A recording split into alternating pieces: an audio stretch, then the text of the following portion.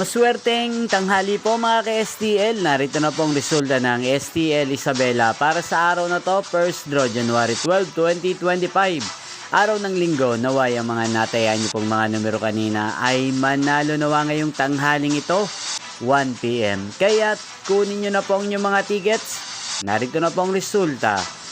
Ang mga numerong nanalo sa STL Isabela ngayong tanghaling ito, January 12, 2025, 1 PM. First draw result, 3 at 40 in exact order. Sa lahat po ng tumaya kanina sa STL Isabela para sa first draw ng 3 at 40, congrats po sa inyo. Panalo po kayo again, 3 at 40.